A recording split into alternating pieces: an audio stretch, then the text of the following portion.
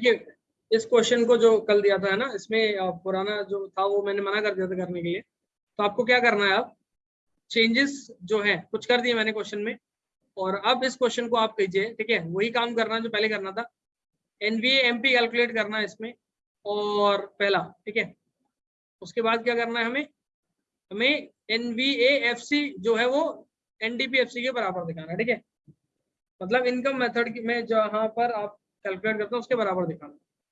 Question आपके सामने है, शुरू करते हैं। देखिए, जीवीयू एमपी वैल्यू एडेड में सबसे पहले क्या करते हैं, जीवीयू एमपी, एनवीए निकालने के लिए वही चाहिए। जीवीयू एमपी क्या होता है, sales plus change in stock.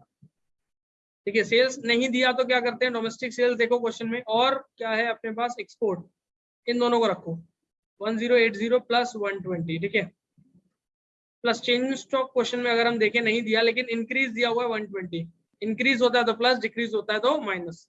इसको सॉल्व करेंगे हम तो कितना आएगा ये हमारा, ये आएगा 1320। ठीक है, के बाद हमें क्या करना है, देखिए अगर हम डायरेक्टली यहाँ पर ही आईसी माइनस कर लें तो ये जीबीए आ जाएगा। जीबीए एमपी निकालना है तो क्या करना है, जीबीए एमपी माइनस आईसी, तो ये कितना आया 1320 माइनस आईसी। कैसे निकालोगे आप, ध्यान दीजिएगा, आईसी निकालने के लिए आपको इंपोर्ट जो कर रहे हो आप वो भी आईसी में आता है, और ये रॉ मटेरियल परचेज कर रहा है, दोनों रॉ मटेरियल ये आईसी में आते हैं। अगर इनको जोड़ देंगे आप तो 420 हो जाएगा। ठीक है, इसको जोड़ देंगे तो 420 हो जाएगा। इसकी वैल्यू कितनी आई, माइनस करो, 1320 में से माइनस किया आपने 420, तो ये आ गया 900। इसके बाद क्वेश्चन में क्या करना है आपको, एनवीए कैलकुलेट करना है।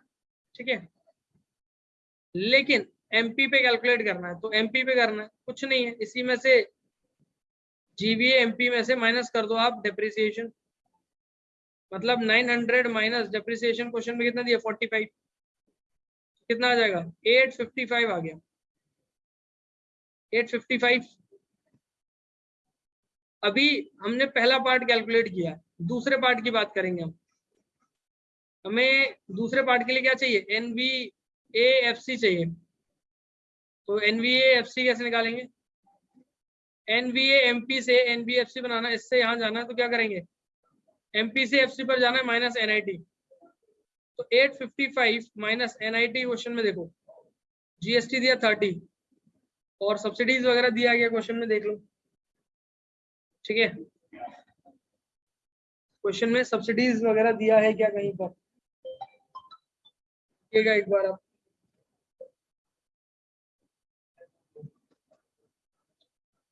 या सब्सिडीज का कुछ दूसरा नाम किसी तरह से लिखा हो तो देखो, अगर मिलता है तो फिर काम आएगा।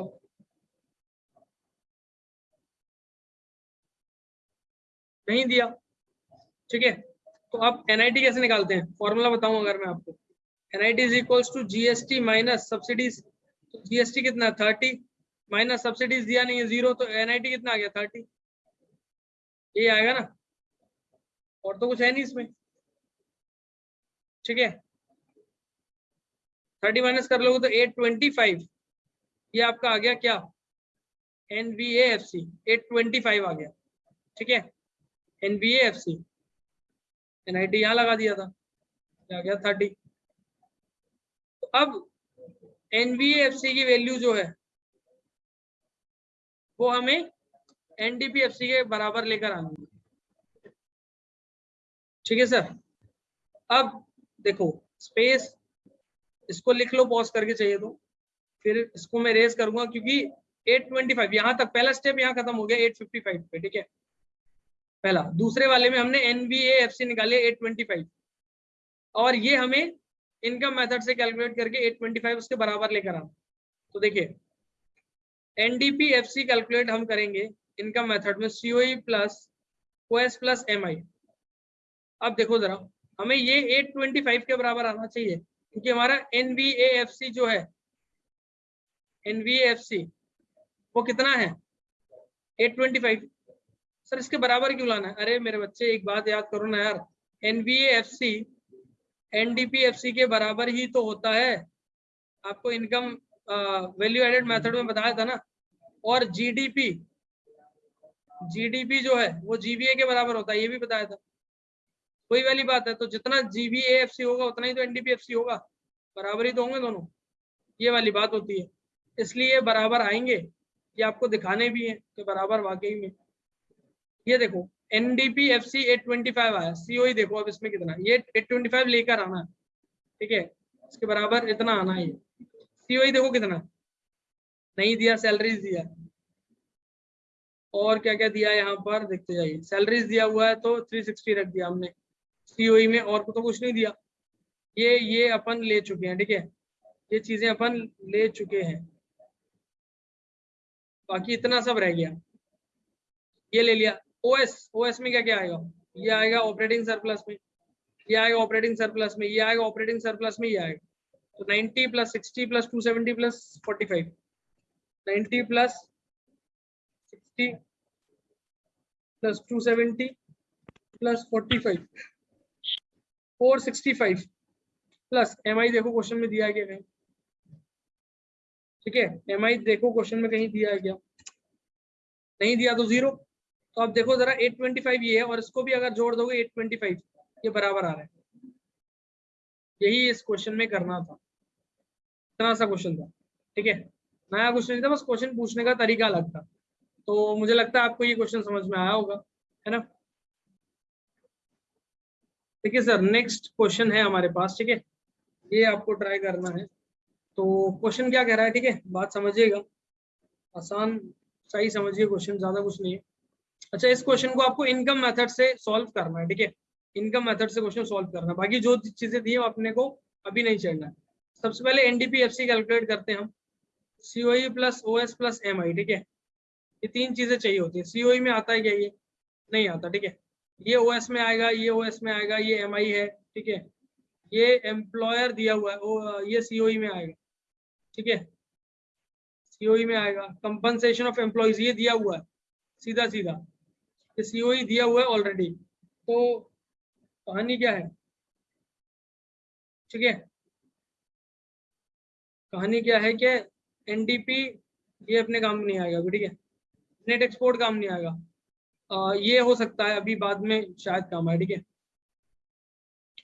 इसको वो कन्वर्ट करने में काम आते हैं, ये आपको बताइए, ठीक है, डेप्रिसिएशन भी कन्वर्ट करने में काम आता है, ये भी काम नहीं आएगा। चेंज स्टॉक अभी काम नहीं आएगा, वैल्यू एडेड में आता है, ठीक है, और आपका एक्सपेंडिचर में आता है, ये ओएस में आएगा। सीओई में अब दो चीजें दी हैं, सोचो एक मिनट के लिए कि ये आएंगे या नहीं आएंगे, ठीक है, उसके बाद फिर हम आगे बढ़ते हैं।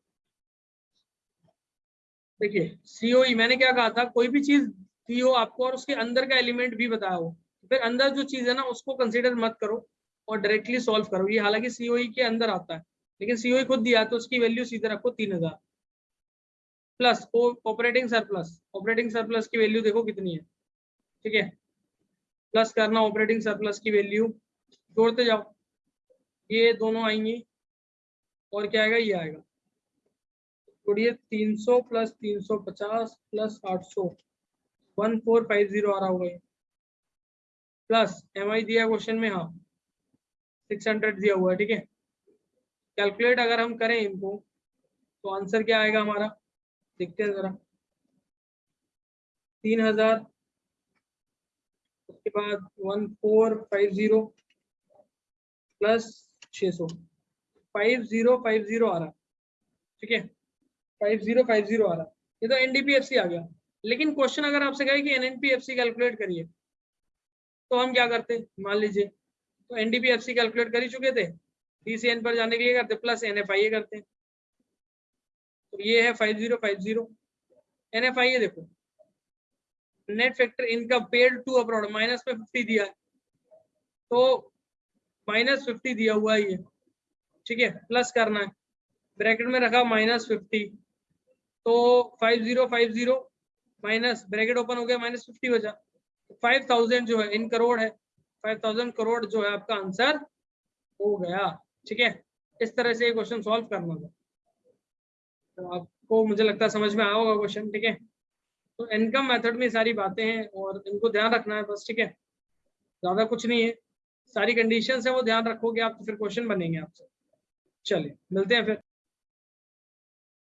आपकी बुक के अंदर है ना, मिलने से पहले जानकारी ये है कि आपकी बुक में जितने क्वेश्चन दिए हो, आपकी बुक में प्रैक्टिस क्वेश्चन जितने हो, ठीक है, अनसॉल्व वो सारे कर लेना, ठीक है, और एग्जाम्पल भी लगा लेना।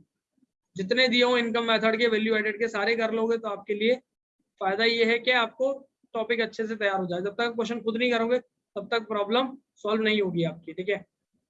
चलिए।